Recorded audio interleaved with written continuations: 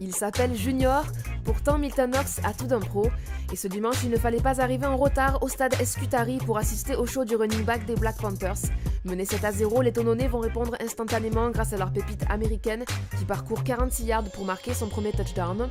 Mais pas de quoi effrayer un Tanner Price très en jambes, puisque le QB de Saint-Ouen va se charger lui-même d'ajouter 6 points supplémentaires au compteur des Cougars. Dans un match où les deux équipes se rendent coup pour coup, Billy Green va de nouveau chercher Milton Knox, mais cette fois à la réception. Le défenseur saint-oennais va s'arracher comme il peut pour retenir son adversaire, sans succès. Les Black Panthers marquent un nouveau touchdown et reviennent à 14 partout. L'équipe de Larry Legault va même enfoncer le clou grâce à son quarterback. Sur un jeu d'option, Billy Green se joue de la défense de Saint-Ouen et s'en va tout droit vers la end zone pour marquer un touchdown de 57 yards. Pour la première fois de la partie, les Black Panthers mènent au score.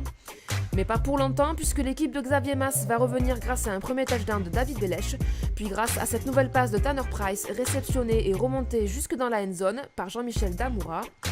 Malheureusement pour les locaux, la connexion Billy Green-Milton Knox va encore faire des étincelles, et 1, et 2, et 3 touchdowns pour le numéro 2 des Black Panthers, qui vont mener 31-28 à la pause.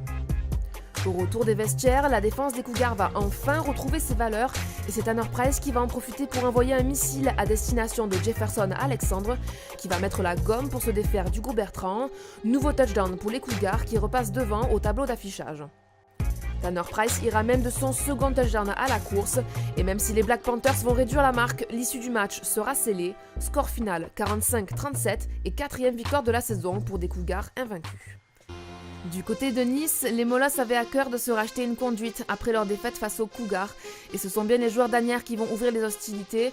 Sur cette action, Oxane Touari catch un ballon plein centre et ouvre la marque pour les Molosses.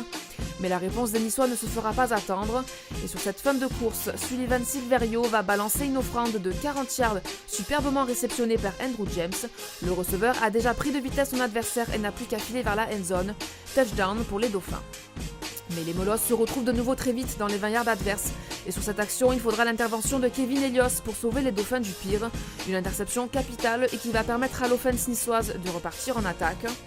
Alors qu'il reste moins de 2 minutes avant la mi-temps, Sullivan Silverio va de nouveau trouver la mire, mais cette fois pour Vincent Dauchy, qui permet à son équipe de mener 12-7 à la pause.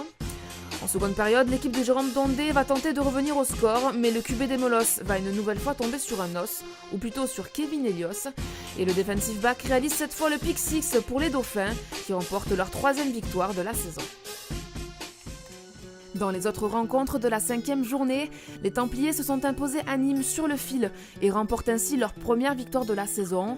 Enfin, les Argonautes ont battu le Flash 26-15 et récupèrent le précieux Ballard Ball. Un succès qui permet aux Aixois de reprendre la 2e place du classement, juste derrière les Cougars, toujours invaincus. Les Dauphins profitent du faux pas des Black Panthers et du Flash pour revenir à hauteur. Les Templiers, victorieux des Centurions, se donnent enfin un peu d'air et enfoncent un peu plus les Nîmois à la dernière place du classement.